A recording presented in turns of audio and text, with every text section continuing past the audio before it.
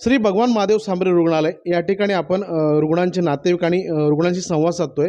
रुग्णालयाला 1 वर्ष पूर्ण झालं आहे आणि ह्या सेवेला आपण जर पाहिलं असेल तर ही संपूर्ण सेवा मोफत आहे। आसनगाव या ठिकाणी हे रुग्णालय निलेशजी सांबरे यांच्या माध्यमातून चालवलं जातं। अनेक आजारांवर या ठठिकाणी उपचार केले जातात, सर्जऱ्या केल्या जातात, ऑपरेशन्स केली जातात। दिवसागणिक अनेक रुग्ण या ठिकाणी बरे होऊन घरी जात असतात। असेच एक रुग्ण आहेत की ज्यांना मुतखड्याचा त्रास होता आणि त्यांचं ऑपरेशन यशस्वीरित्या पार पडलं आहे आणि त्यांना त्यातून आराम मिळाला आहे। तर त्यांचे नातेवाईक आपल्यासोबत आहेत आणि स्वतः रुग्ण देखील आहेत, त्यांच्याशी आपण संवाद साधतोय। बाबा, काय झालं होतं तुम्हाला? मुतखडा झाला होता। कधी झालं होतं काय?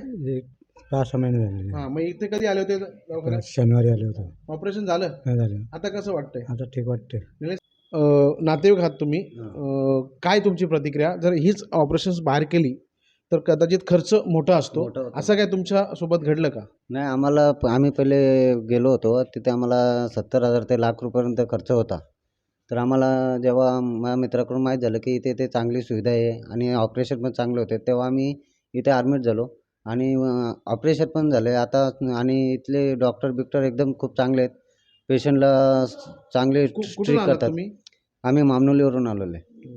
निलेश सांबरेंबद्दल माहिती असेल ना? हां हां, त्यांचं हे रुग्णालय मोफत उपचार देते, त्याला 1 वर्ष पूर्ण 1 झालं वर्ष आज। हो। तर मग काय तुमचं शुभेच्छा नाही, काय नाही, निलेश सांबरे सरांसारखे असे चांगलेच व्यक्तिमत्व आहेत आणि अशी गोरगरिबांसाठी त्यांनी चांगली सेवा चालू केलेली आहे अशीच। आणि गोरगरिबांना जे चांगल्या हॉस्पिटलमध्ये जाऊन झेपत नाही ते इथेशी त्यांचे हे पूर्ण होतात।